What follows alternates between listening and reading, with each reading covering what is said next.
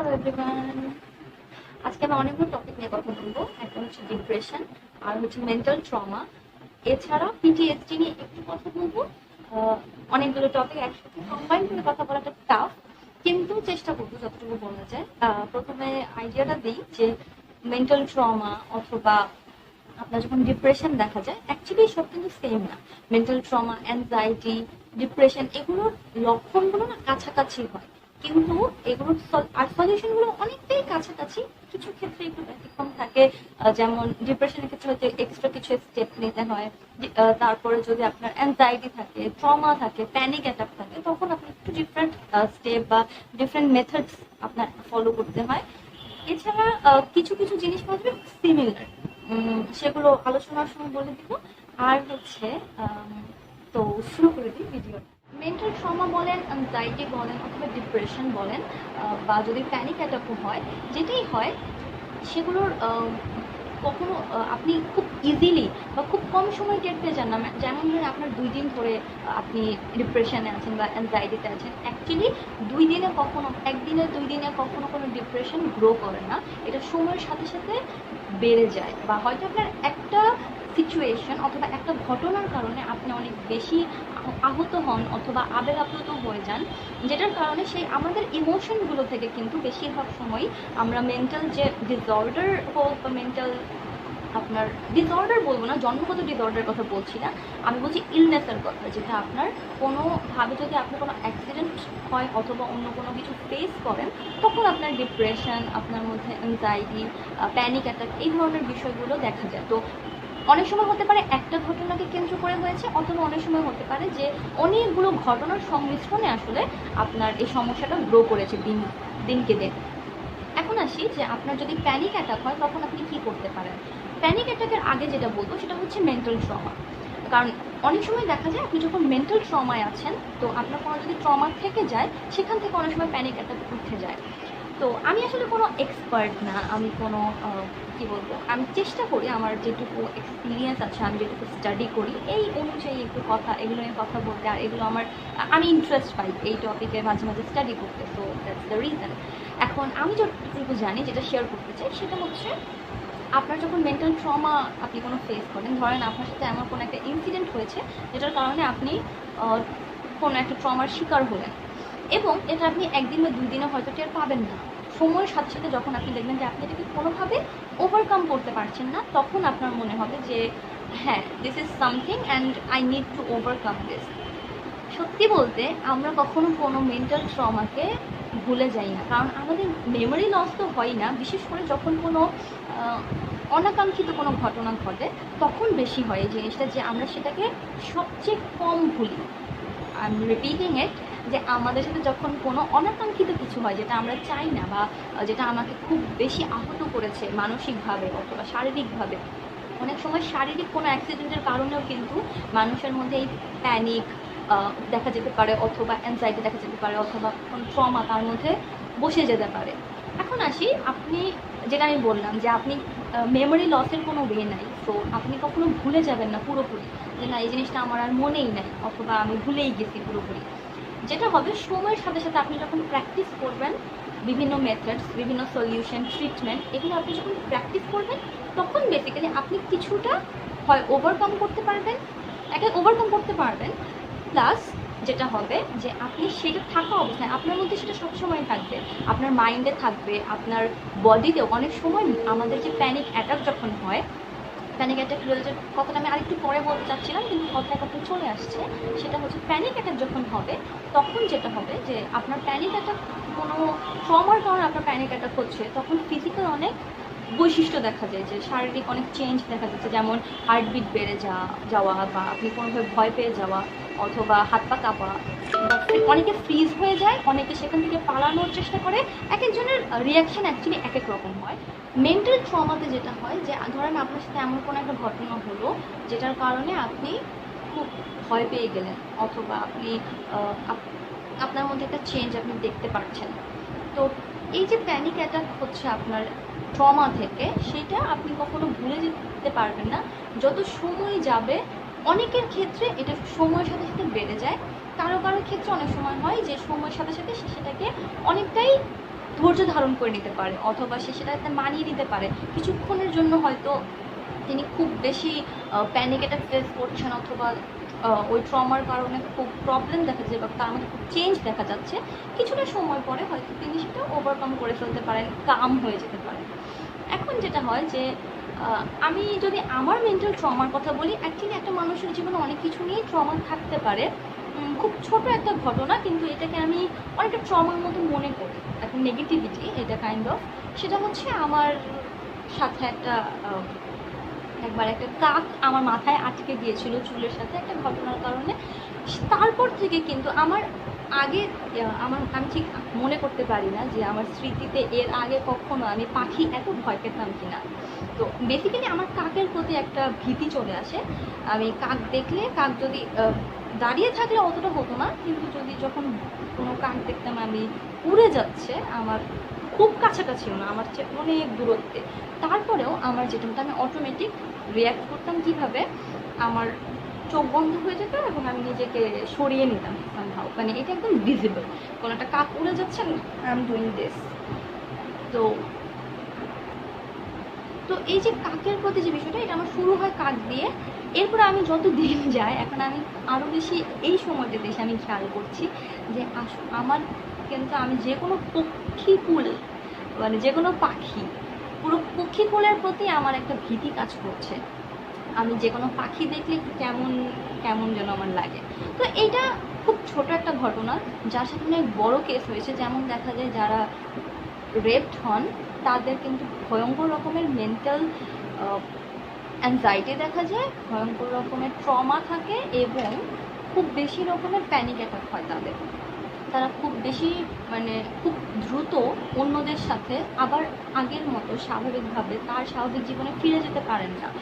এবং এটা থেকে ওভারকাম করা শুরু হয় তখন যখন আপনি কোনো কিছু ওভারকাম তখন করতে পারবেন যখন আপনার মনে হবে যে আপনি এটা থেকে বের হতে চান, আপনি এটা চেঞ্জ করতে চান, আপনার আর ভালো লাগছে না, তখন আপনি আসলে এটা থেকে বের হতে পারবেন কিছুটা হলেও।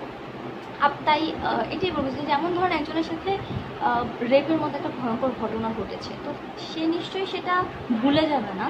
জাস্ট তার যেটা হবে সেটা হচ্ছে সে একটা সময়ে আস্তে আস্তে প্র্যাকটিসের মাধ্যমে, ট্রেনিংয়ের মাধ্যমে, থেরাপির মাধ্যমে উনি আস্তে আস্তে তার স্বাভাবিক জীবনে কিছুটা হলেও যাওয়ার চেষ্টা করবেন। এখন আসি পোস্ট ট্রমাটিক স্ট্রেস ডিসঅর্ডার নিয়ে কথা বলতে। আপনি যখন কোনো একটা ট্রমাটিক কোনো ইভেন্ট ফেস করেন, তারপরে যেটা হয় যে স্ট্রেসের একটা সমস্যা দেখা যায়, যে আপনি বারবার স্ট্রেস নিচ্ছেন, বারবার আপনার সেটা নিয়ে টেনশন হচ্ছে বা রিভিউ হচ্ছে সেই ইভেন্টটা, এবং এটা একটা সাইকেলের মতো চলতে থাকে। তো এই পিটিএসডিতে যেটা হয়, শুধু পিটিএসডির জন্য না, কোনো ট্রমা, পিটিএসডি, প্যানিক অ্যাটাক, এইসবের কারণে অনেক সময় আপনার মধ্যে যেসব বৈশিষ্ট্য দেখা যায় সেগুলো হচ্ছে যে আপনার সবসময় লো মুড থাকে, আপনার মুড কখনো ভালো থাকে না, অথবা আপনার ভালো ফিল হচ্ছে না, আপনার মন খারাপ লাগছে সবসময়, আপনি কাজে কোনো আগ্রহ পাচ্ছেন না। এবং সবচেয়ে বেশি যেই প্রভাবটা দেখা যায় যখনই আমাদের সাথে কোনো স্ট্রেসফুল কোনো ঘটনা হয় অথবা কোনো আপসেটিং কোনো কিছু হয়, তখনই আমরা ঘুমাতে পারি না, এবং বিশেষ করে রাতে ঘুমাতে না পারার যে সমস্যাটা, এইটা সবারই যখনই যে কোনো ধরনের মেন্টাল ইলনেস সবচেয়ে বেশি প্রভাব ফেলে আপনার হ্যাবিটের উপর এবং আপনার ঘুমের উপর। বেশিরভাগ যে গুড হ্যাবিট ধরে রাখার যে মোটিভেশনটা, সেটা তখন কাজ করে না খুব একটা, এবং যখন ঘুম আসে না সেটার সলিউশনটা সবসময় কাজ করে না, অথবা আপনি নিজেই হয়তো কোনো সলিউশন নিতে পারছেন না বা নিতে চাইছেন না, আপনার ইচ্ছা করছে না, আপনার ভালো লাগছে না কিছু। তো এই পিটিএসডির পরে আরও যেটা দেখা যায় সেটা হচ্ছে পিটিএসডি এবং ডিপ্রেশন, এই সব কিছুর কারণ হিসেবে আরও দেখা যায় হচ্ছে সেলফ ডিস্ট্রাকটিভ বিহেভিয়ার। আপনি যখন এমন কোনো ইভেন্টের মধ্যে দিয়ে যাচ্ছেন এবং বারবার যাচ্ছেন, হয়তো আপনার সাথে একই ঘটনা বারবার হচ্ছে অথবা একই ধরনের ঘটনা হচ্ছে না, কিন্তু বিভিন্ন ধরনের স্ট্রেসফুল ট্রমাটিক ঘটনা ঘটছে, যেটার কারণে আপনি মেন্টালি খুব আপসেট থাকছেন সবসময়, সেগুলোর কারণে আপনার সেলফ ডেভেলপমেন্ট, সেলফ ইমপ্রুভমেন্টের যেসব স্টেপ, সেগুলো নেওয়ার আগ্রহটাও আপনি পান না, এবং উল্টো আপনি এমন সব কাজকর্ম করেন যেগুলো আপনার মধ্যে সেলফ ডিস্ট্রাকটিভ যে হ্যাবিটস সেগুলো গ্রো করে, এবং সেই সেলফ ডিস্ট্রাকটিভ যে হ্যাবিটসগুলো এগুলো আপনার সাথে লং টার্ম আপনার অধঃপতনে কাজ করে। এবং এই চূড়ান্ত যখন হয়ে যায় যে যখন আপনি আর এই ট্রমা নিতে পারছেন না, আপনি স্ট্রেস আর নিতে পারছেন না, আপসেট হয়ে থাকতে আর ভালো লাগছে না, কেউ হয়তো হেল্প করছে না, অথবা আপনি কারোর কাছে হেল্পও চাইতে পারছেন না, এবং এই ডিপ্রেশন হোক অথবা ট্রমা হোক, বেশিরভাগ সময় যেটা হয় আমরা কাউকে রিচ করতে পারি না, কারোর কাছে এক্সপ্রেস করতে পারি না, বিশেষ করে আমাদের পরিচিত জনদের কাছে, আমাদের পরিচিত লোকগুলোর কাছে আমরা ওপেন আপ করতে পারি না, আমাদের বন্ধুদের কাছেও না, অথবা অনেকের আবার বন্ধুও থাকে না। এই জন্য অনেক সময় তার মধ্যে ট্রমাটিক যে ডিসঅর্ডারগুলো, ইলনেসগুলো, এগুলো স্ট্রেসফুল যে ডিসঅর্ডার, এটাও তার মধ্যে গ্রো করে। এরপরে আসি যে সেইগুলো যখন একদম কি বলে দ্বার প্রান্তে আপনি যখন চলে যান, যে আপনি চূড়ান্ত পর্যায়ে চলে যাচ্ছেন, আপনি আর নিতে পারছেন না, অ্যাকচুয়ালি হয়তো চূড়ান্ত পর্যায়ে না, হয়তো ভালো দিন আপনার সামনে ছিল, কিন্তু আপনি তো নিশ্চয়ই যখন আপনি সেই আপসেট ফিলিংয়ে আছেন তখন আপনি সেটা কোনো কিছু ফিল করতে পারছেন না, আপনার আশেপাশের কেউ হয়তো স্টেপস নিচ্ছে, ইনিশিয়েটিভ নিচ্ছে, কিন্তু আপনার সেগুলো ভালো লাগছে না, অথবা আপনি সেগুলোতে এনজয় করতে পারছেন না কোনোভাবে, বা আপনি তার হেল্প নিতেই চাচ্ছেন না কোনোভাবে। তখন যেটা হয়, অনেকে সুইসাইডের অবলম্বন করে, যে সুইসাইডকে মনে করে তার জন্য একমাত্র সলিউশন, সুইসাইড ছাড়া তার আর কোনো ওয়ে নাই, সে আর কী করবে। আর অ্যাকচুয়ালি ইভেন্ট কিন্তু খুব সিম্পল ইভেন্টে যেমন ট্রমা হতে পারে, খুব ভয়ঙ্কর ধরনের কোনো ইভেন্টেও কিন্তু ট্রমা হতে পারে। তাই কোনোটাকেই ছোট করে দেখার কিছু নাই, এবং একের জনের জন্য এক এক রকম ইভেন্ট, মানে এক এক রকম অবস্থা হয়, এক একজনের এক এক রকম সমস্যা হয়, কিন্তু কিছু সিমিলার কিছু বৈশিষ্ট্য দেখা যায় যেগুলো আমি বললাম, যেমন সুইসাইডের প্রবণতাটা, সেলফ ডিস্ট্রাকটিভ বিহেভিয়ার, লো মুড, আর কাজ করার কোনো আগ্রহ না পাওয়া, এবং আপনি সবসময় মন খারাপ করে থাকার যে বিষয়টা, ঘুমাতে না পারার বিষয়টা, এগুলো অনেকটাই সিমিলার সবার কেসে। এখন আসি যে আপনি যখন কোনো কিছু, এগুলোর সলিউশন কীভাবে হবে তার আগে একটু বলে দিই যে পিটিএসডির ক্ষেত্রে বেসিক্যালি যে কোনো যে সিম্পল কিছু সলিউশন আছে, ন্যাচারাল কিছু সলিউশন আমি বলবো। আমি যখন সার্চ করছিলাম তখন আমি অনেকগুলো আর্টিকেল পেয়েছি, সেগুলোর লিঙ্ক আমি নিচে দিয়ে দিব আমার ডিসক্রিপশানে, ভিডিও ডিসক্রিপশানে, দেখে নেবেন একটু যদি ইচ্ছা হয়। এবং গুগলে আপনি সার্চ করলে অসংখ্য আর্টিকেল পাবেন, অসংখ্য রেমেডিস পাবেন, অসংখ্য ওয়েবসাইটও পাবেন যেখানে আপনি হেল্প নিতে পারেন। তো সেসব ওয়েবসাইটের আবার কিন্তু বিভিন্ন ধরনের আর্টিকেল আছে যেখানে তারা খুব সংক্ষেপে অথবা একটু ব্রড ওয়েতে আপনি একটু স্টাডি করলে হয়তো জানতে পারবেন। এখন আসি যেটা বলছিলাম, ট্রিটমেন্ট। তো ট্রিটমেন্ট বা সাইকোথেরাপিস্ট এর শরণাপন্ন হওয়া, কোনো ট্রমাটিক ইভেন্টের পরে, মেন্টাল ট্রমা, অ্যাংজাইটি, এসবের জন্য সবসময় যে আপনার ট্রিটমেন্ট লাগবে এমন না, আপনার কোনো ডক্টরের কাছে যেতে হবে এমন নয়। কিছু কিছু আছে যে আপনি খুব সময়ের সাথে আপনার নিজের কিছু এফোর্ট দিয়ে, আপনি নিজের চেষ্টা করে হয়তো সেখান থেকে ওভারকাম করে ফেলতে পারবেন। কিন্তু কিছু কিছু ক্ষেত্রে যখন এটা আপনাকে বুঝতে হবে যে আপনি এখন কারো কোনো এক্সপার্টের হেল্প দরকার, তখন আপনি কোনো সাইকোথেরাপিস্টকে দেখাবেন, আপনি যে কোনো সাইকোলজিস্টকে দেখাতে হতে পারে। প্রথমেই অনেকেই হয়তো জানেন না, আমিও একটা সময় জানতাম না, সেটা হচ্ছে সাইকোলজিস্ট, সাইকিয়াট্রিস্ট, এদের মধ্যে কিন্তু পার্থক্য আছে। ইনফ্যাক্ট কাইন্ড অফ থেরাপিস্টের সাথেও এদের মানে এই তিনটা সেক্টর একটু আলাদা। তো সাইকোলজিস্টদের কাছে প্রথমে যাওয়াটা বেটার হয়, তখন যদি আপনার মেডিসিন রিলেটেড কোনো দরকার হয়, যে আপনার মেডিসিন দরকার আপনার প্রবলেম থেকে বের হওয়ার জন্য। বিশেষ করে পিটিএসডির ক্ষেত্রে কিন্তু অনেক সময় মেডিসিন প্রচুর পরিমাণে হেল্পফুল হয়। তো যেমন আপনি ঘুমাতেই পারছেন না, একদম খুব লং টার্ম, 2 মাস 6 মাস 1 বছর ধরে আপনি একদম ঘুমাতে পারছেন না, এটা খুবই সিরিয়াস একটা ইস্যু। তখন আপনার কোনো সাইকিয়াট্রিস্টের দরকার, যিনি আপনাকে এই মেডিসিনগুলো দিবেন। এবং অবশ্যই আপনারা এটা মনে রাখবেন, যে কোনো ধরনের সাপ্লিমেন্ট, যে কোনো ধরনের মেডিসিন নেওয়ার আগে অবশ্যই কোনো এক্সপার্টের কাছ থেকে জেনে নেবেন যে এটা কি আপনার জন্য নেওয়াটা হানিকারক নাকি আপনি নিতে পারেন। এখন আসি যেটা বলছিলাম যে সাইকোথেরাপিটা অনেক সময় হেল্প করে আপনার এই পিটিএসডি থেকে বের হয়ে আসতে, অথবা মেন্টাল ট্রমা থেকে বের হয়ে আসতে। আর ডিপ্রেশনের জন্য এটা খুব হেল্পফুল হয়।